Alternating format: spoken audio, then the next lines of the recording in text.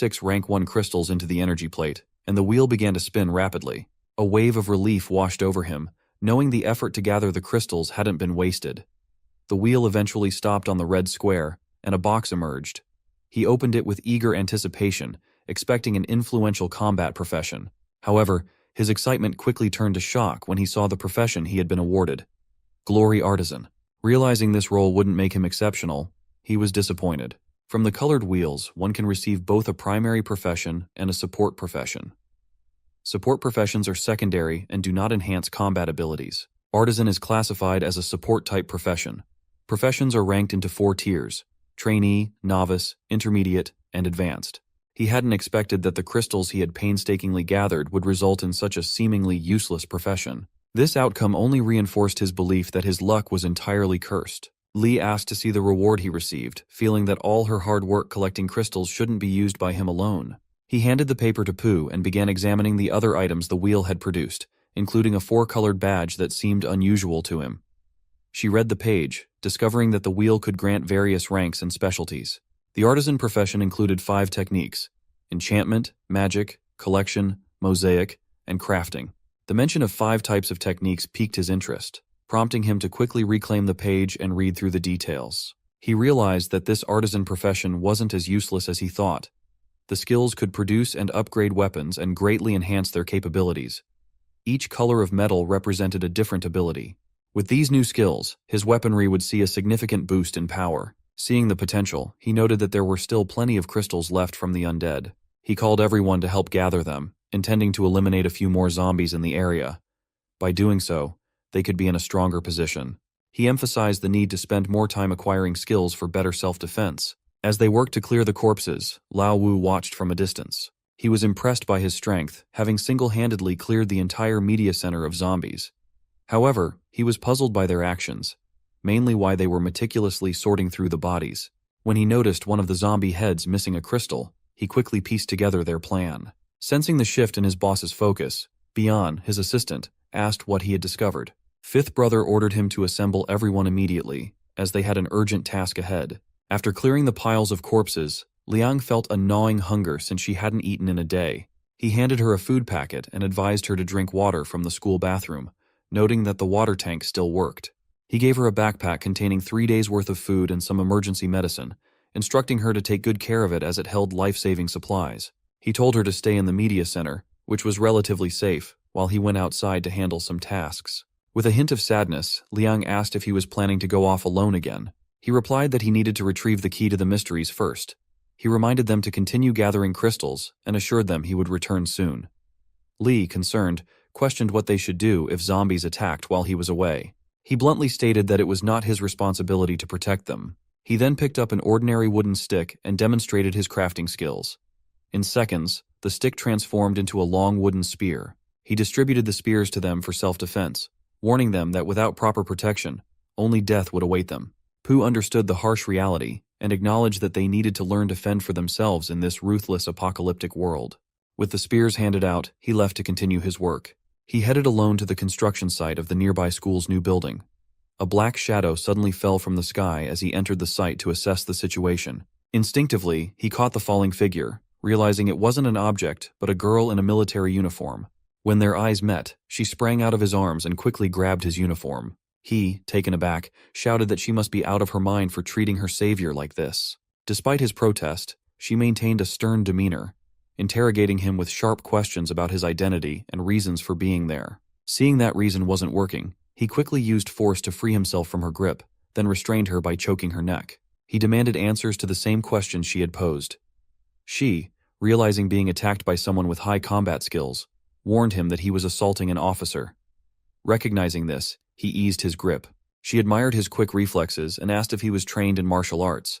He admitted he had practiced fighting for 10 years, though he started as a novice. A bullet zipped past them, narrowly missing its mark. He reacted instantly, pulling the girl with him as he ducked behind a nearby wall for cover. She quickly explained that the people chasing her were death row inmates who had escaped in the chaos of the apocalypse. His tension eased slightly as he recalled how, in the previous apocalypse, these criminals had run rampant. With a grim smile, he decided it was time to be less restrained. However, he noted a significant problem. The criminals were armed to the teeth, having completely raided a weapons depot. They were well aware of their firepower advantage and had already begun to display their unhinged nature. Among the group of criminals, their leader, Lao Qian, barked orders at his subordinate, Da Li, to force the girl out of hiding. Da Li hesitated for a moment, asking about the man with her, to which Qian coldly replied that he was to be killed on sight. With that, Da Li eagerly charged toward them, intent on delivering a fatal headshot. But as he approached, a single bullet pierced the center of his forehead, dropping him instantly. He hadn't taken down criminals in a while, but his aim was still deadly accurate. The sudden death of Da Li sent the gang into a frenzy.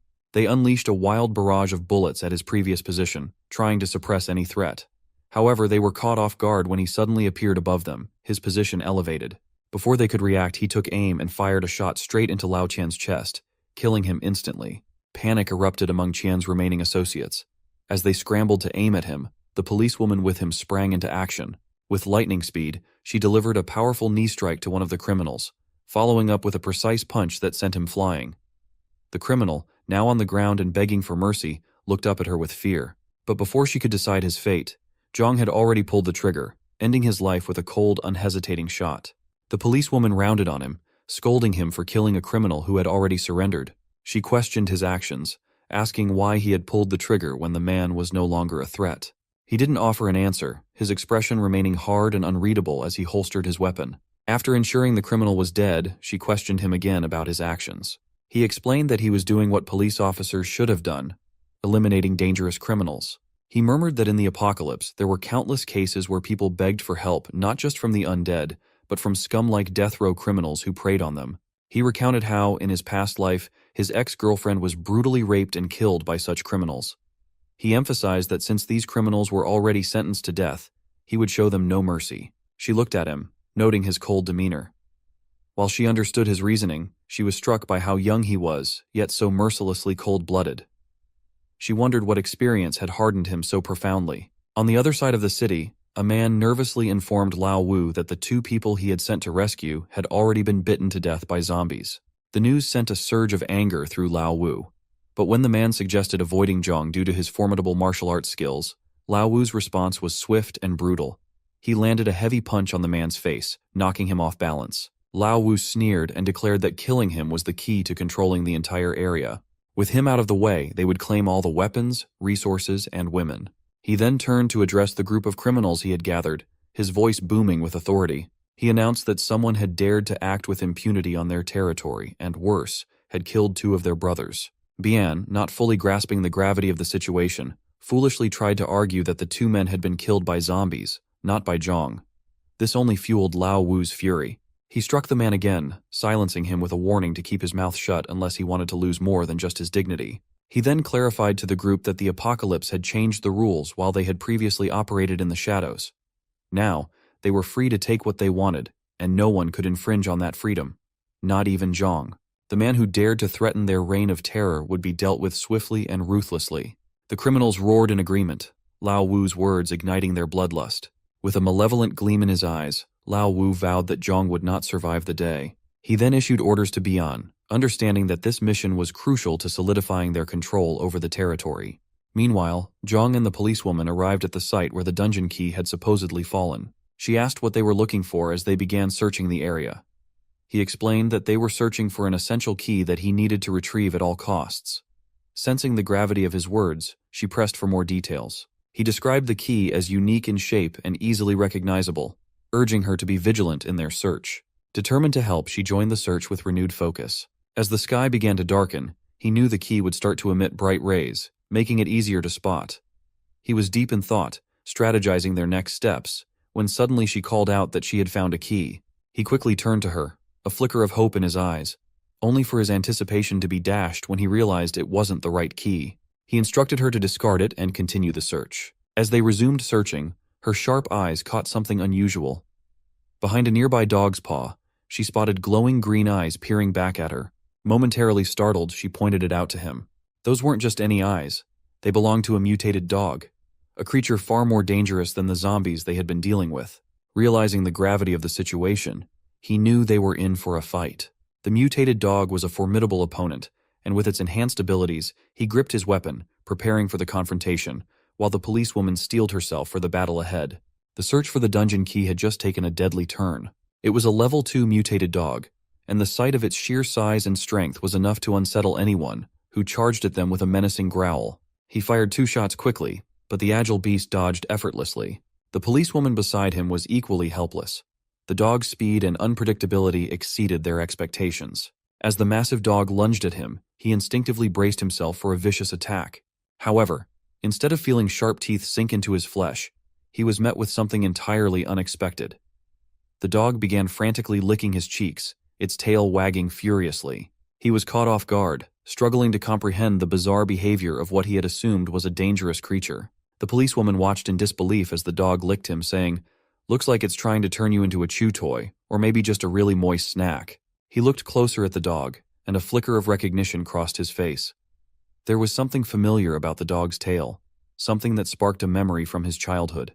He recalled a time when he had encountered a small, hungry puppy desperately trying to steal food from a drunken man.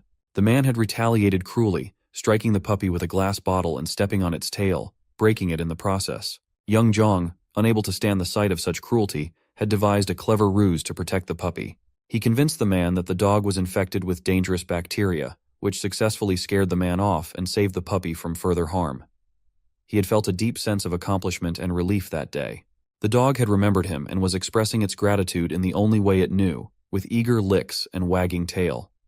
Touched by the dog's affection, he reached into his pack and pulled out a cookie. He offered it to the dog, which gratefully accepted the treat, devouring it in seconds. This small act of kindness stirred something within him, making him reflect on the bond he had shared with the dog as they grew up, now reunited under the most unexpected circumstances. Standing before the fully grown and mutated dog, he realized that this was the very same puppy he had saved all those years ago. The policewoman, still observing, expressed her amazement that he could recognize the dog despite its transformation. She was curious about the peculiar name, Yellow Pill, that he called it. He explained with a faint smile that the name was a nod to the dog's appearance when it was a stray, a small, round, yellow ball of fur. The name had stuck with him ever since, a reminder of the innocent creature he had once protected. As he finished explaining, Yellow Pill resumed its affectionate licking, seemingly overjoyed to be reunited with its old friend. The policewoman laughed, genuinely touched by the sight. At that moment, she saw a different side of him, a softer, more compassionate side that stood in stark contrast to his usual tough and hardened demeanor. Across the city, the 3 girls sat tensely around a table. The atmosphere was heavy with unspoken frustration when Li abruptly stood up, pointing an accusing finger at Liang. She demanded to know if there was any food left in the backpack. Liang firmly denied it. Li, unconvinced and increasingly agitated, insisted that she had seen canned meat inside earlier, accusing her of hoarding the food and refusing to share. Liang retorted that just allowing her to eat anything was already generous, and that if she wasn't satisfied, she could give up the crackers she had. But shameless and relentless, Li tried to snatch the backpack from her, pushing the boundaries of decency. Liang's frustration boiled over as she reminded her that the food had been entrusted to her by Zhang, and she had no right to take it. Refusing to back down, Li resorted to her old bullying tactics, demanding that they split the food evenly and accusing Liang of using Zhang's name to intimidate them. The argument escalated, voices rising and tempers flaring, until Pooh finally stepped in, urging everyone to calm down. She pleaded with them to be thankful for what they had and not to waste their energy on unnecessary conflicts. Still seething from Li's audacity, Liang resolved never to give her any more food, no matter what. Though Pooh's intervention prevented the situation from spiraling out of control, it left a bitter taste in her mouth. Li realized that if Teacher Pooh hadn't intervened, they might have managed to get the remaining food. The atmosphere remained tense, but Pooh's calm words had at least restored a fragile semblance of order among them. Outside, Zhang suddenly sneezed, causing the policewoman to be concerned. She asked if he was coming down with something. With a wry smile, he joked that it might be because someone missed him. He then suggested they search the area for resources, noting that this location should be rich with supplies. She agreed, noting their good fortune in having a flashlight to locate the key. Otherwise, finding it in the darkness would have been nearly impossible. He advised her to turn off the light, thinking that the absence of illumination might help spot the key because it glows in the dark. They continued their search, absorbed in their task, unaware of the ominous presence that lurked in the shadows, inching closer. In the pitch-black surroundings, he spotted a faint glimmer of light. His heart raced as he wondered if this was the key they sought. He dug and, to his immense relief, unearthed the dungeon key. He shouted with triumph, and the policewoman cheered along with him. But their celebration was short-lived. From the shadows, a long, writhing tongue shot out. Before they could react, an enormous mutated lizard lunged forward, its sticky tongue snaring the policewoman with a sickening slurp. As she was about to be devoured, Zhang acted swiftly. Drawing his mountain dagger, he unleashed Cartesian strength with a mighty swipe, severing the lizard's tongue and freeing her from its grasp. She stared in stunned silence at the massive creature, while he, breathless and alert, prepared for the next attack. The lizard, undeterred, lashed out with its sharp claws. He deftly dodged its strikes but was briefly caught off guard as his loyal dog, Yellow Pill, sprang into action. The dog engaged the lizard, its movements agile and determined, drawing the beast's attention away. Taking advantage of the distraction, he jumped up and drove his dagger into one of the lizard's eyes. The creature roared in fury, thrashing wildly as his stamina began to falter under the relentless assault. Even though he was exhausted, he stayed determined, his focus locked on subduing the beast. As the lizard charged again, Yellow Pill bravely threw itself between him and the monster. Despite his urgent shouts to move, Yellow Pill stood its ground, roaring defiantly and shielding him from the ferocious beast's assault. As Yellow Pill defended Zhang, the dog's bravery made Zhang joke, "Looks like my dog's auditioning for a role in a monster movie. Best supporting canine." Yellow Pill ignored his words and charged at the lizard, biting fiercely. The lizard retaliated by whipping its tail, sending the dog flying. The lizard didn't stop there and tried to grip it with claws. Seeing his loyal pet in dire straits, he rushed to block the lizard's next attack. He blocked its attack with his dagger but couldn't resist the strength of the dino lizard and got thrown away by it. Now towering over Zhang with its mouth wide open, the lizard seemed poised to devour him. Just then, a sharp blade streaked through the air, cutting through the lizard precisely. The policewoman had managed to defeat the monster with a single slash. The beast immediately gets grounded. Exhausted, he sat down, taking a moment to catch his breath. He expected such a ferocious act from her. He gently stroked Yellow Pill's head, praising the dog for its bravery. "Well done," he said, relieved to see that Yellow Pill had shown remarkable courage despite being a dog in the face of danger. Yellow Pill responded by licking him all over, leaving him covered in slobber. The policewoman chuckled at the scene, her earlier tension easing now that the immediate threat had passed. As they caught their breath after the fight, two suspicious men stealthily approached and quickly concealed themselves. It seemed Lao Wu's delegates had arrived. Unaware of the looming threat, he continued his work, methodically digging into the head of a lizard. The policewoman, intrigued, questioned him about his actions and observed a crystal covered in green blood. He explained that this crystal was a crucial resource in their post-apocalyptic world. He urged her to examine it closely, suggesting it held more than magical properties. When she asked if the crystal had any inherent magic, he hinted that it had even greater secrets once she understood its true nature. The policewoman's curiosity was piqued, and she pressed for more information. True to form, he insisted on a condition before divulging more details. The policewoman, however, was unimpressed by his offer. She found it audacious for Zhang to impose conditions on a police officer, and decided she could uncover the crystal's secrets alone. He was taken aback by her immediate rejection, something he hadn't encountered from females before, unlike Xin and Liang, who had been more receptive. She, having decided, turned to leave, stating that with everything settled, it was time for them to part ways. He was taken aback by how swiftly their brief friendship had ended. Hesitantly, he called after her, admitting he had a somewhat unreasonable request. Given the perilous surroundings, the harsh environment, and the many threats they faced, he proposed that teaming up might offer better coordination and safety. She considered his suggestion, stroking her chin thoughtfully. He felt dejected and hung his head, questioning why he seemed so pathetic. Yellow Pill patted him gently despite his despondency, offering a small comfort. Finally, the policewoman looked at him with a hint of appraisal. She remarked that while his behavior was odd, he didn't seem like a wrong person. Extending her hand for a handshake, she introduced herself as Mo Ye. Relieved and grateful, he shook her hand and introduced himself in return. While they were talking, two shady figures crept up, their eyes falling on a gun hidden in the rubble. One of the men eagerly grabbed the weapon and whispered to his companion. The other quickly clamped his hand over his friend's mouth, hissing for him to stay silent to avoid alerting their targets. They swiftly followed them as they were about to leave. Suddenly, they were confronted by two hoodlums from behind. One of the hoodlums ordered him to surrender, claiming they had no choice. The second hoodlum, bristling with anger, retorted that Lao Wu had instructed them to kill, not capture. With only one of the hoodlums brandishing a gun and preparing to shoot, the situation was dire. These two were out for revenge for their fallen comrades, determined to make him pay for their brothers' deaths. But, after half a day, the anticipated gunshot never came. Mo, puzzled by the delay, inquired about their assailant's identity. He revealed that these men were criminals, much like the one they had previously dispatched. The gunman's face turned awkward as he glanced behind him. Why wasn't he firing? His companion chastised him for his incompetence, revealing that he hadn't disengaged the safety mechanism.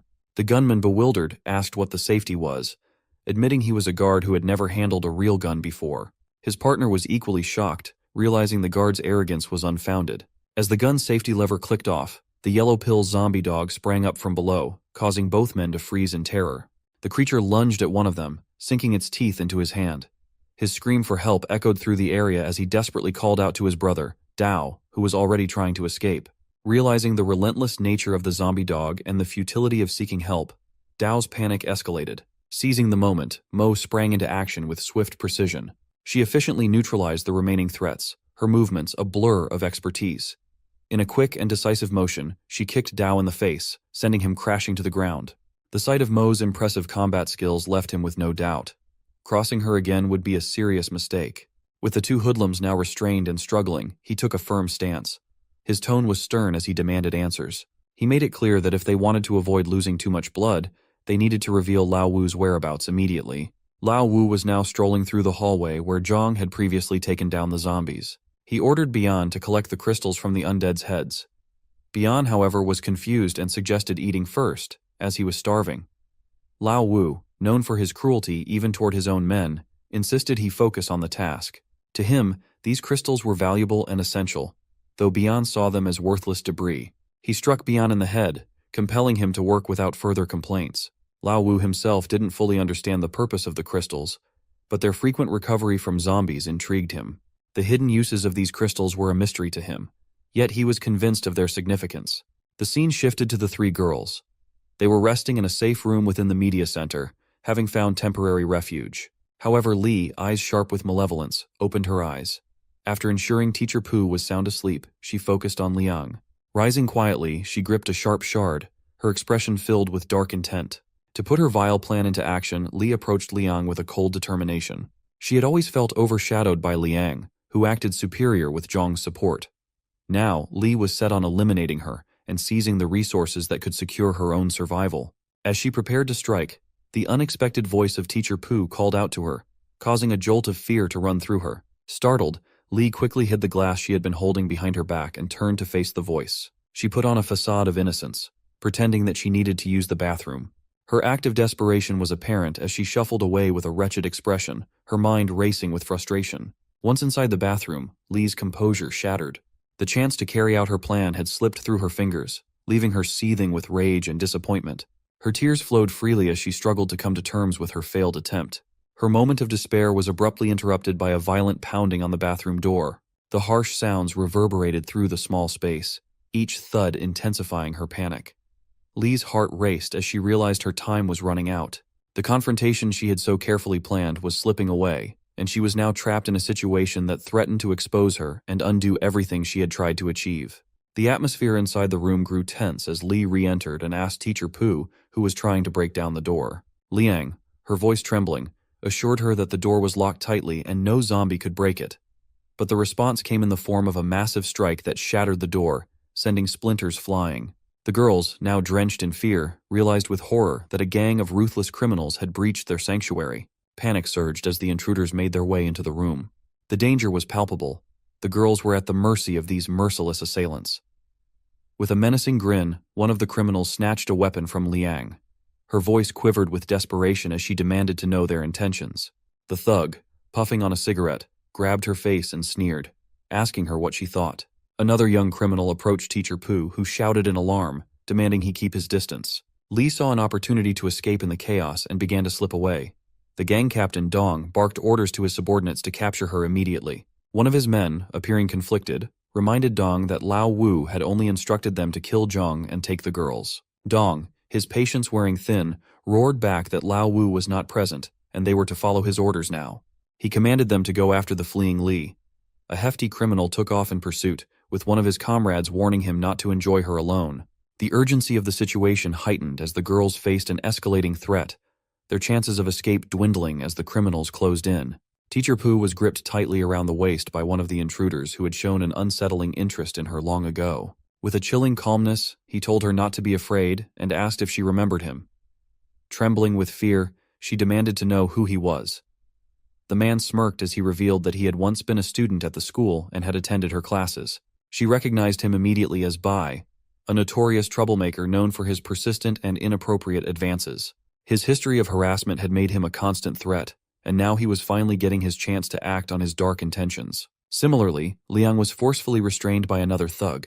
This man recognized her from her online presence as a celebrity on Kuaidu's platform. Both women were subjected to degrading and violating treatment as the criminals reveled in their power and control, indulging in their cruel and despicable behavior. On the other side, Zhang tightly bound the two scoundrels after they revealed Lao Wu's identity and location. Mo suggested they return to the bureau to gather more people, but he wasn't interested in that approach. He preferred a direct strike rather than a drawn-out plan. Mo warned him that Lao Wu had additional allies and that they should be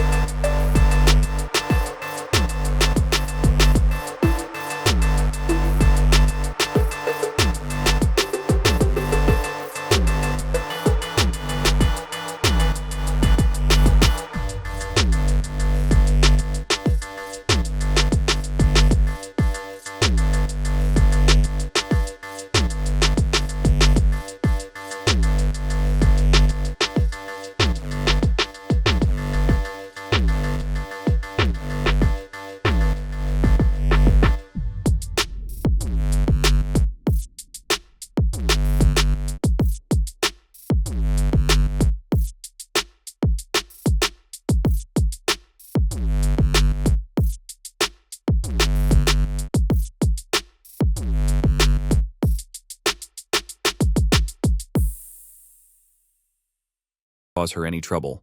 The fat guy, beaming with satisfaction, congratulated Li and enthusiastically welcomed her into their group, emphasizing that she was officially one of them. Dong alerted his companions, revealing that they were once allies of the fourth brother. However, after the fourth brother had become a zombie, they were forced to join Lao Wu and align themselves with him. The fourth brother, who was part of the Axe Head Gang, was skilled in martial arts, but Lao Wu was a mere troublemaker, as Dong's companions described him. They complained that Lao Wu, known for his cunning, had taken all the valuable resources they had risked their lives to obtain. Moreover, Lao Wu had ordered them to leave and kill people but had vanished into the shadows, sneaking away without a trace. Upon hearing this, Dong expressed his frustration with Lao Wu's deceitful behavior. He argued that in the apocalyptic world they now lived in, everyone had the opportunity to become a ruler. There was no reason to live under someone else's rule or act as their subordinate. The atmosphere shifted as Dong's words resonated with the group. They began to chant, voicing their discontent with Lao Wu's lack of loyalty and respect. They declared that from now on, they would follow Dong Zi as their leader. With a unanimous agreement, they appointed Dong Zi as the new head of the gang. The atmosphere shifted as the hoodlums began to plot to eliminate Lao Wu. Lao Wu, once and for all. The group then moved to the cafeteria to set up an ambush, waiting for Lao Wu to make his return. As Dong Chief entered the room, he was struck on the head by a bone, causing him to cry out in surprise. He demanded to know who had thrown the projectile. Zhang, who had been eating, was taken aback by Dong's presence. He casually mentioned that Dong had returned just in time for their meal, and their luck seemed to be holding. Dong Chief, stunned and angered, saw that he had consumed the precious chicken they had reserved for Dezhou. He demanded to know who Zhang was and what he was doing there. He responded coolly, saying they had planned to kill him, and now he had come right to their doorstep. Dong's suspicion grew that this might be the person fifth brother wanted dead, wondering if his fellow criminals had failed in their mission. Reading Dong's confusion, he revealed that he had already dealt with the two brothers they had sent to kill him, and was now ready to confront Dong himself. Dong's subordinates, seething with anger at him, demanded whether they should kill him immediately. However, his situation worsened when they pushed Liang out of the way. Dong Chief seized the opportunity to taunt him, questioning if he was still so formidable, while Mo, standing beside him, could not help but curse Dong repeatedly. Dong Chief's mocking continued, growing more furious, but he remained resolute, insisting that the girl had no connection to him as they were merely using each other. He declared that Dong's filthy hands and vile words were no longer needed. The confrontation quickly escalated into a violent brawl. He, with precise aggression, drove a dagger into Dong's arm, causing him to lose his composure. In a fit of rage, he ordered his men to kill him all at once. One attacker lunged at him first, but he deftly dodged the strike and countered with a powerful punch that knocked the assailant unconscious. Seeing this, Dong yelled for his men to attack him immediately. As four of his subordinates surrounded him, Dong signaled each one's movements, taunting them to distract and unnerve them. His trash-talking only served to heighten the chaos of the fight, aiming to throw them off balance and make their attempts to subdue him more frantic and disorganized. One of the attackers lunged at him with a punch, but his reflexes were lightning fast. He seized the assailant's arm, twisting it with a brutal roll that dislocated it with a sickening crack. The man howled in pain, crumpling to the ground. Meanwhile, another opponent managed to grab a bystander from behind, locking him in a vice-like grip. With a swift, punishing motion, he slammed the victim into the ground, pinning him down by his neck. The scene now turned to a frail, long-haired figure who trembled at the sight of him advancing toward him. However, the burly thug, intent on confronting Zhang himself, shoved the weakling aside. Drawing a knife, the fat man faced him, his eyes gleaming with malice. Zhang darted aside with practiced ease, evading the initial slash and countering with a sharp blow to the fat man's shoulder. The strike did not affect the robust adversary, who retaliated by swinging his knife viciously at him. In a rapid and decisive move, he wrested the knife from the fat man's hand, and with a powerful soaring kick, struck the giant squarely in the face. The force of the kick sent the thug crashing to the ground, unconscious. Dong, watching the fight unfold, realized the sheer strength he possessed. It was clear now why Lao Wu had instructed them to eliminate him. With only one opponent remaining, Dong drew out Teacher Pu as a hostage, holding her tightly and warning him to surrender. His threats were dire. If he did not comply, Teacher Pu would pay the price. Dong insisted that they had done no wrong to her, but if he took action, he would be responsible for her death. Behind him, Li stood silently, having switched sides earlier. His eyes were locked on Dong, his mind racing with strategies while Dong shouted at him to kneel, pulling on Teacher Pu's hair. Suddenly, a brick flew through the air, smashing Dong's face with a dull thud. He collapsed, stunned, into an unexpected nap. Li, smartly switching allegiances again, had thrown the brick. Despite her previous betrayal, her resolve to save Teacher Pu was unwavering, driven by her gratitude for the teacher's past kindness. Once the criminals were securely tied up with ropes, Li untied Teacher Pu, expressing her relief and happiness to find her unharmed. Liang, however, could barely contain her disdain and muttered that Li was nothing more than a betrayer. Teacher Pu, visibly upset, pointed out that Li had just saved her. Mo, clearly displeased, admonished Liang for her lack of gratitude towards Li and Teacher Pu, who had already suffered enough. Liang retorted that she was new and unfamiliar with the events that had transpired. Zhang, siding with Li's apparent act of bravery, supported her role in saving Teacher Pooh, leaving Liang without any allies to expose Li's true nature. In a surprising turn, Liang embraced him, sobbing and lamenting how much she missed him for arriving so late. Her emotional display stirred jealousy in Mo and sparked a look of determined vengeance in Li, who was on the verge of revealing her true intentions. Meanwhile, Lao Wu, observing the three-colored wheel, clutched a handful of crystals, his eyes narrowing with understanding. He now grasped the source of Zhang's formidable strength. With a determined scowl, he declared that Zhang's survival was now a challenge he fully intended to meet. The subordinate next to Lao Wu stared at the spinning wheel with a mix of astonishment and skepticism. "Can this big rock really draw rewards?" he muttered, his disbelief clear in his voice. Lao Wu, already irked, responded with a sharp punch to his head, silencing his incredulity. The wheel whirred and spun, coming to a halt with a sudden chime. The notification that appeared announced the acquisition of the profession of trainee alchemist. His face twisted into a scowl of fury. To him, the reward seemed like a joke. 20 crystals spent on what appeared to be a meaningless profession. Frustration boiled over, and he kicked Bian, barking orders for him to search the area for anything of real value. Unbeknownst to him, his reckless use of crystals had triggered a mechanism that would release the remaining crystals, making the next draw significantly easier. At that moment, Bian returned, lugging a heavily loaded bag, clearly packed with items they had taken from Liang earlier. Lao Wu eagerly rifled through the contents. Snack packs, canned goods, and more were strewn about, but one item caught his eye. A vial labeled Primary Strengthening Medicine. The label promised rapid enhancements in physique, speed, and strength, though it came with severe side effects, including intense pain and, potentially, death for those unable to endure it. Bian looked on in astonishment, bewildered by Lao Wu's familiarity with the medicine. His eyes lit up with a sudden realization. His new trainee alchemist profession must have given him insight into the potion's effects. He suspected that Zhang had used a similar concoction to gain his impressive strength. Driven by a mix of curiosity and anger, he decided to test the potion himself. Without a hint of hesitation, he downed the entire vial in one gulp. Almost instantly, his eyes widened, and his veins bulged as his body surged with newfound strength. Bian, alarmed by the transformation, began to move toward the door, intending to call for help. But before he could escape, a massive fist crashed down in front of him, blocking his way. An enormous creature, reminiscent of a shadow serpent, roared menacingly. Lao Wu, determined to test his enhanced abilities, charged forward to confront the beast, eager to see if the potion had truly delivered the power it promised. Meanwhile, Zhang and his team had returned to Shin's hideout. They unloaded their bags and sorted through the loot they had recovered from Lao Wu. Zhang, needing to investigate further, went up to the upper floors but found no one. Liang's urgent call from downstairs brought him back to the first floor, where chaos had erupted in the kitchen. Amidst the mess, a bloody handprint smeared across the wall caught his eye. Above it, written in blood, was a message.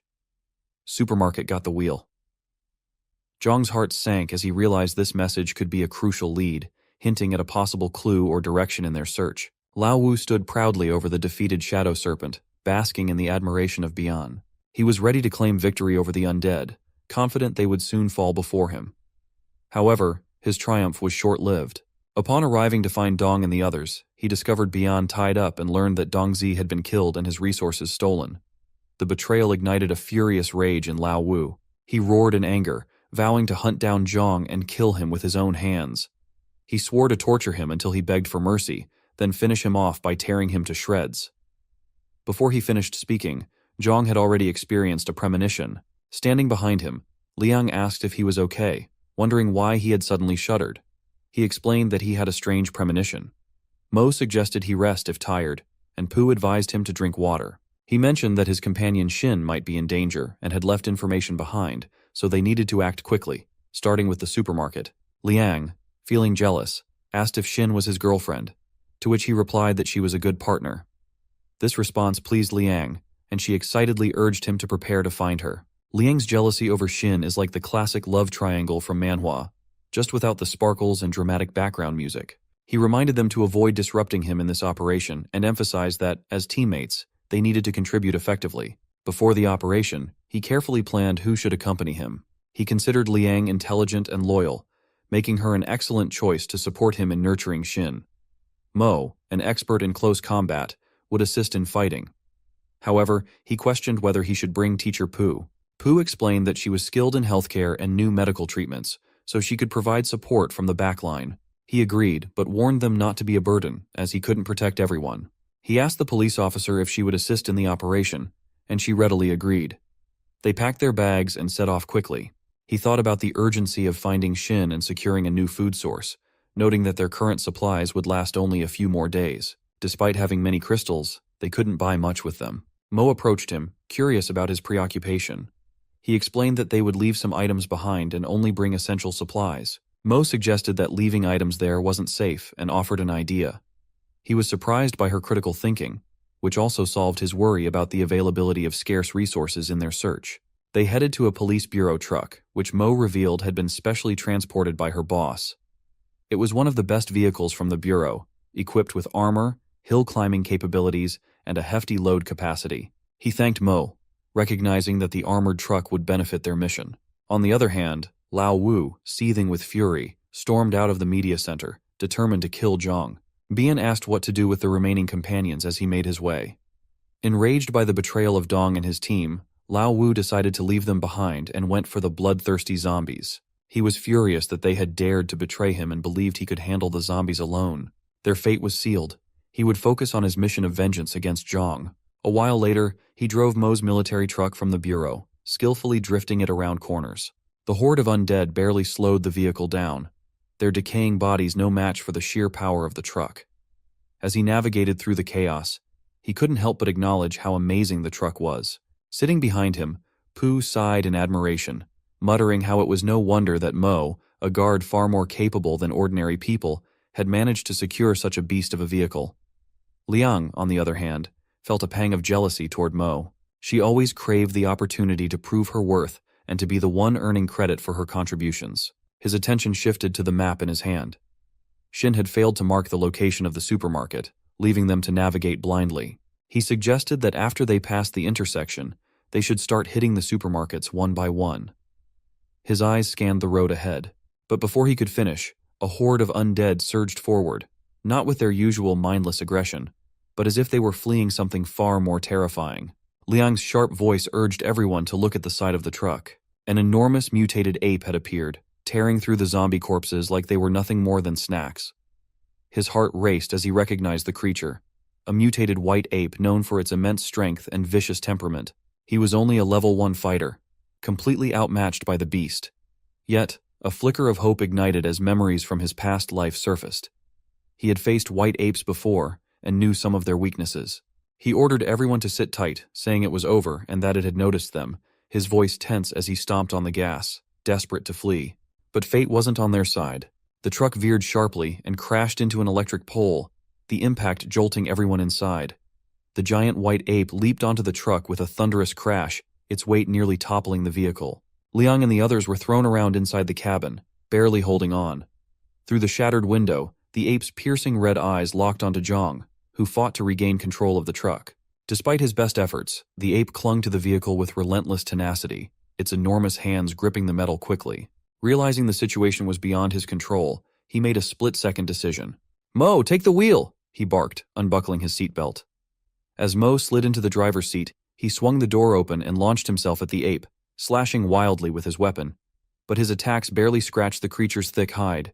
The ape's tail snapped out, wrapping around him like a vice before flinging him to the ground with bone-crushing force. Pain exploded through his body as he hit the pavement, his vision swimming. Mo brought the truck to a screeching halt, shouting his name, but he was too dazed to respond. The white ape dismounted from the truck, its massive frame casting a shadow over him as it loomed above him. The ape roared, its furious cry echoing through the streets, its eyes glowing with murderous intent. With a snarl, it raised its fist, poised to deliver a devastating blow. The white ape crashed to the ground, shaking the surface and asserting dominance. Its next target was him, but a barrage of bullets shot past at a critical moment.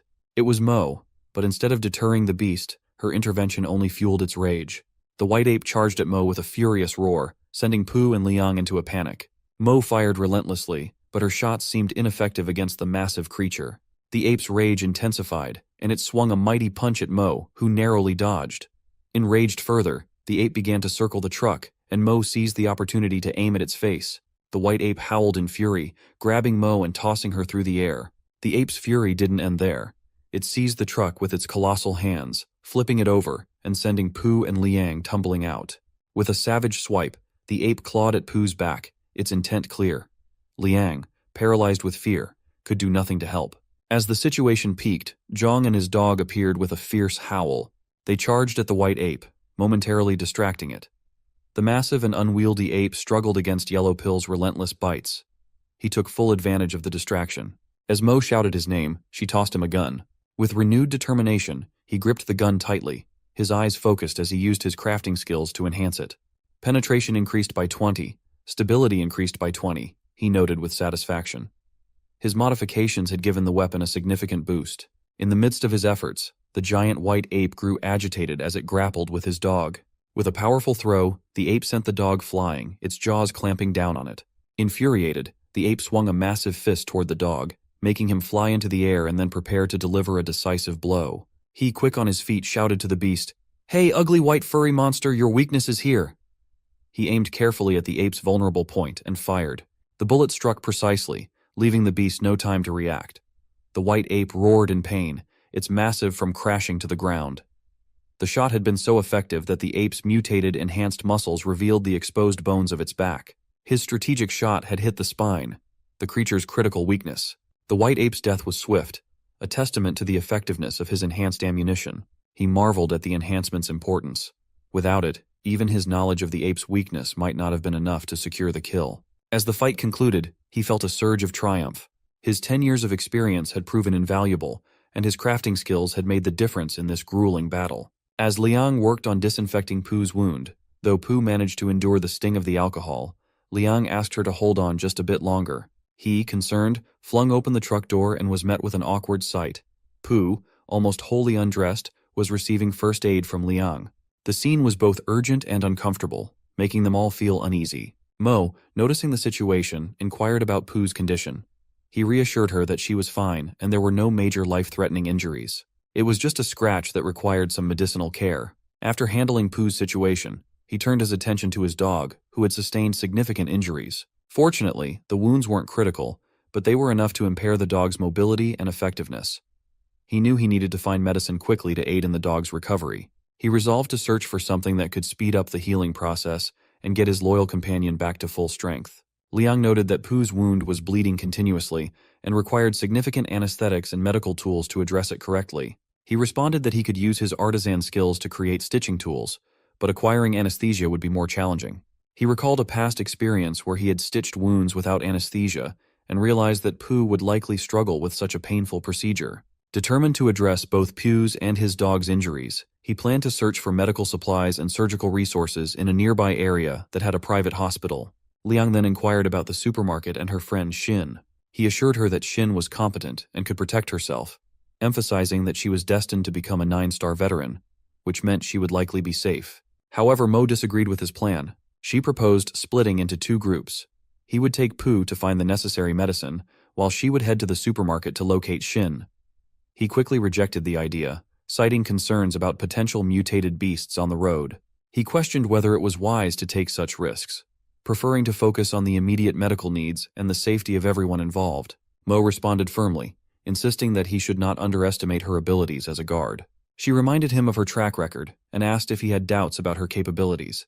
He was momentarily at a loss for words, but eventually gave in, advising her to proceed cautiously. He explained that the noise from the wheel could potentially attract zombies, as their presence might cause them to unconsciously move towards the source of the sound.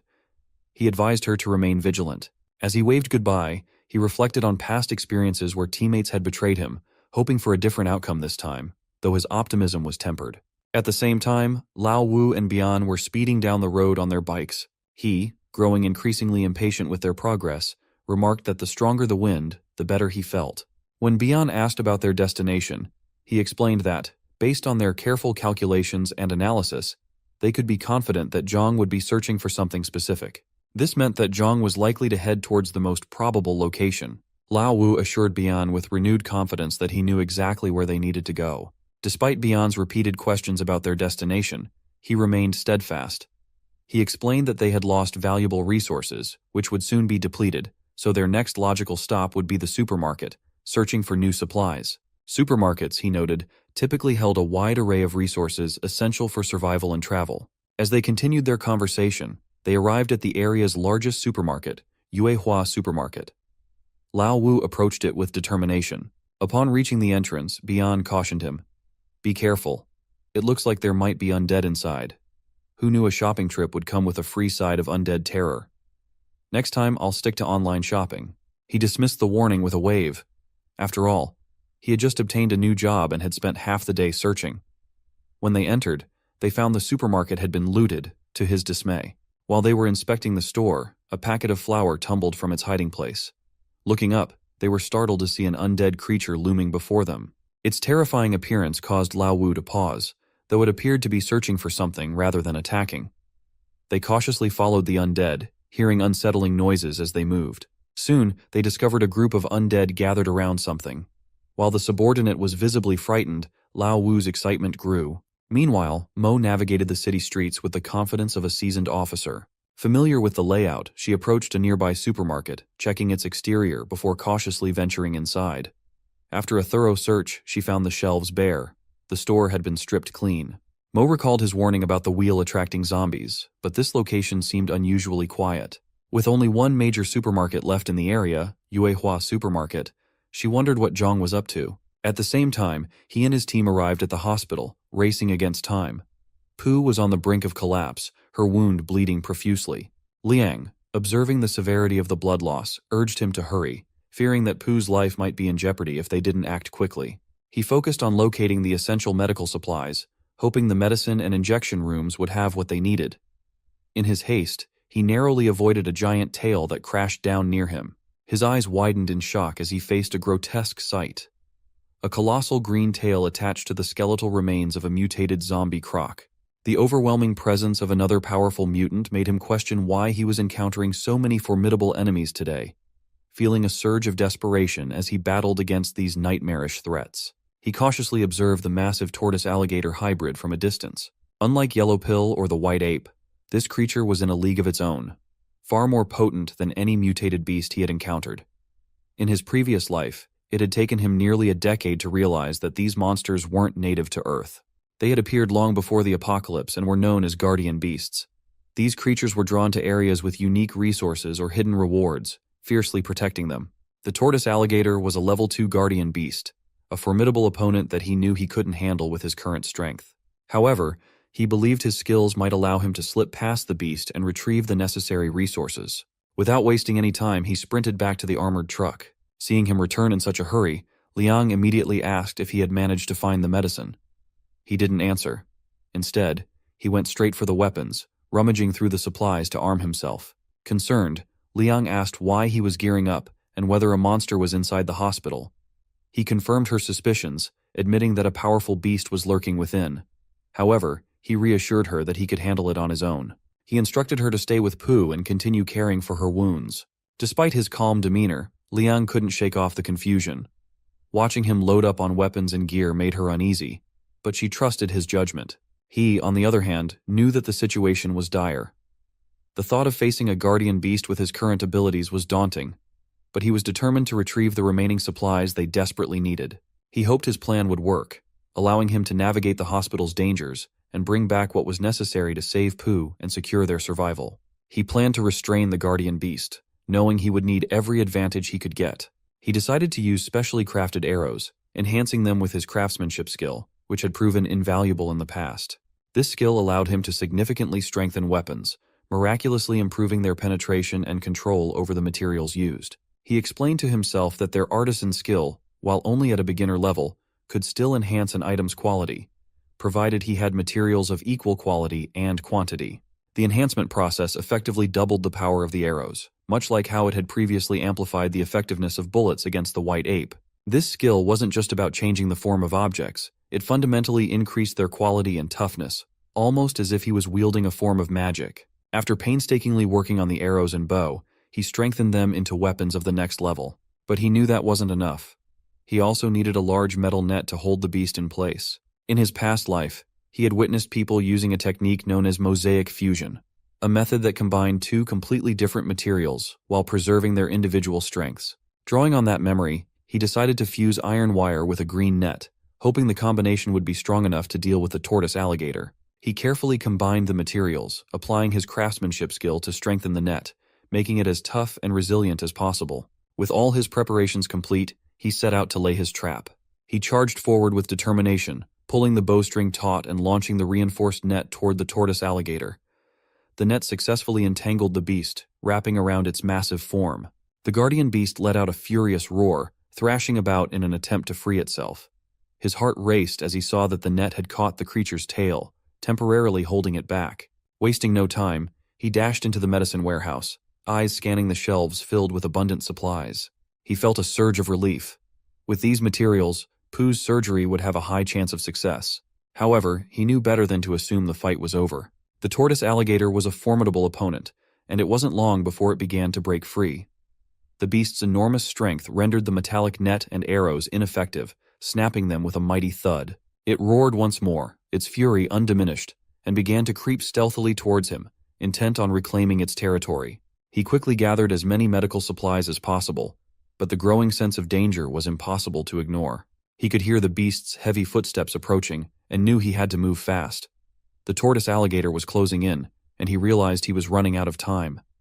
His mind raced, thinking of his next move as he secured the last supplies. Fifth brother, having ruthlessly wiped out every last undead in the supermarket, surveyed the now eerily silent area with a sense of grim satisfaction. The once bustling aisles were now empty, save for the scattered remnants of his latest battle.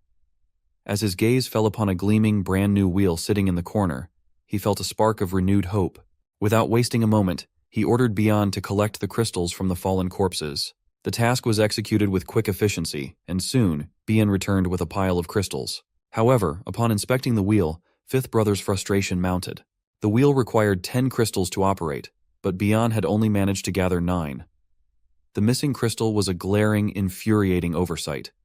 The idea of having to wait for another undead to appear, just to complete the set, was almost unbearable. Seeing the storm brewing in his leader's eyes, Beyond nervously suggested that the wheel might attract more undead if they gave it some time.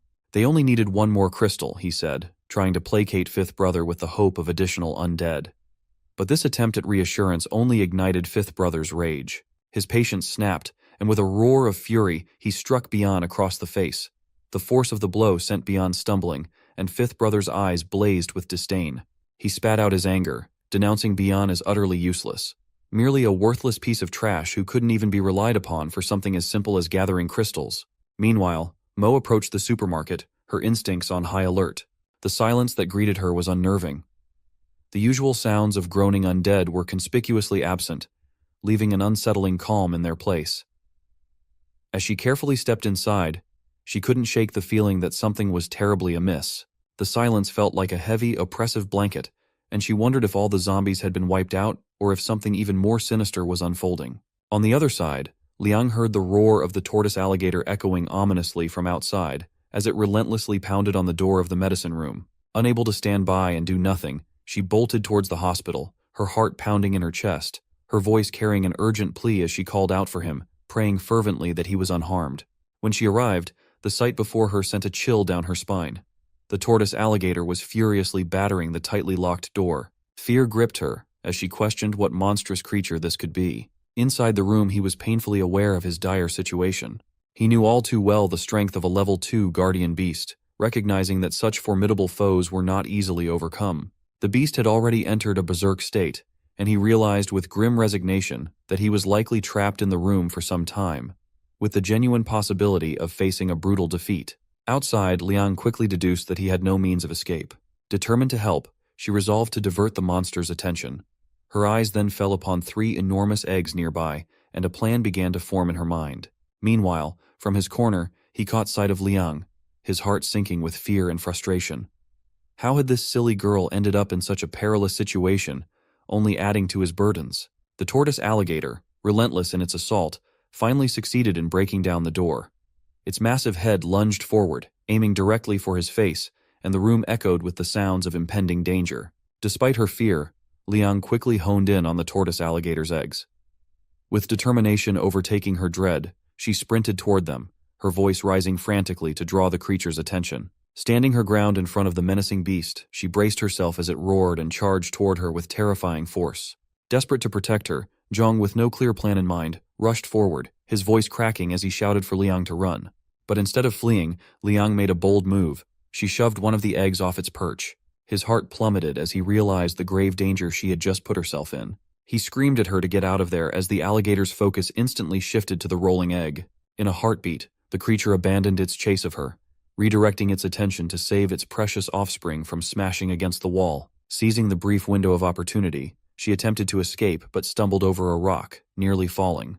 Zhong was at her side instantly, grabbing her hand tightly, and together they fled the scene. As they ran, their frantic footsteps echoed in the air. She glanced back and noticed that the tortoise alligator had stopped its chase, its attention fully consumed by the safety of its eggs. Breathless but on high alert, he explained that the creature wouldn't stray far from its offspring, knowing its instincts would keep it close to the nest. He thought they might finally be clear, but an uneasy feeling lingered in his chest. Despite their narrow escape, the threat still loomed, and he couldn't shake off the worry gnawing at him. Anger and concern boiled over as he harshly grabbed Liang by the arms, demanding to know if she had a death wish. He reminded her of the peril she had just narrowly avoided. Liang winced and told him he was hurting her, but he didn't relent, insisting that the pain was nothing compared to the risk she had taken. She defended her actions, saying she had acted impatiently, wanting to save him. Still frustrated, he told her she didn't need to worry about him, that he didn't need her to save him. Tears welled up in Liang's eyes. Though he remained stern, a silent gratitude flickered within him for her courage. Meanwhile, back at Hua Supermarket, Mo sifted through the remnants of the chaos and soon discovered the wheel. However, her attention quickly shifted to the unsettling sight of numerous zombie corpses scattered around. The sheer number of them raised questions in her mind, but she didn't have long to ponder the mystery. Her thoughts were interrupted when Fifth Brother emerged from the shadows. A smug smile tugged at his lips as he entered the scene, noting that the wheel didn't have to wait for the undead. Instead, it had lured in this younger woman. To his amusement, she was a police officer. But Mo's resolve only hardened at his words. Unfazed by his smug demeanor, she steeled herself for the inevitable confrontation, her eyes narrowing with cold determination. She had no intention of letting these men enjoy what they believed to be a stroke of luck and get readily prepared for battle. On the other side, Zhang was meticulously tending to Teacher Poo's wounds. His hands moved with practiced precision as he stitched her up, each careful motion designed to ensure her recovery. As he worked, he reassured her that once the anesthetic wore off, she would likely feel some pain, though the discomfort would gradually fade. Poo's face flushed a shade of red at the thought, and she asked with a hint of worry whether the injury would leave a scar. Zhang chuckled softly, telling her that keeping her life intact was the real blessing. With the stitches completed, he suggested she take some time to rest and recover. As Zhang was preparing to leave, Liang approached, her concern for Poo evident. However, the silence was abruptly broken by the loud rumbling of Liang's stomach. The sound was both surprising and embarrassing. With a sheepish grin, Zhang suggested they take a break to grab a bite to eat before meeting up with Mo. The idea of a shared meal seemed to lift their spirits slightly, a welcome distraction from the tense atmosphere. Meanwhile, Mo was embroiled in a fierce battle with Lao Wu. Despite her relentless barrage of powerful kicks and punches, Lao Wu remained eerily unaffected. His expression was a disturbing mix of admiration and amusement, as though he were both impressed and entertained by the confrontation. Each of Mo's strikes was met with his own swift counterattacks, his movements blindingly fast. Mo's frustration mounted with each passing moment. She could see that Lao Wu wasn't just a formidable opponent. He seemed almost invincible. Every punch and kick landed with full force, yet he took them with a casual ease that suggested he might be more than just exceptionally skilled. His resilience and speed hinted at possible mutations or enhancements. Despite her growing doubts, he continued to taunt her, urging her to give her all in the fight. With a determined scowl, Mo accepted his challenge. She launched into a series of rapid, high-powered strikes, each one aimed with deadly precision. Her fist connected solidly with Lao Wu's face, a punch that would have knocked most fighters out cold. Yet, he blocked it with a nonchalant ease, his defenses as impenetrable as ever. His smirk widened, clearly enjoying the challenge. Mo's frustration only fueled her resolve as she pressed on, determined to find a way to break through his seemingly invincible guard. After several more intense rounds of combat, Bian, nervously cowering and avoiding the fight, saw a glimmer of opportunity. He realized that if he could assist his boss in defeating Mo, he might gain favor and secure an item from the wheel. Elevating himself to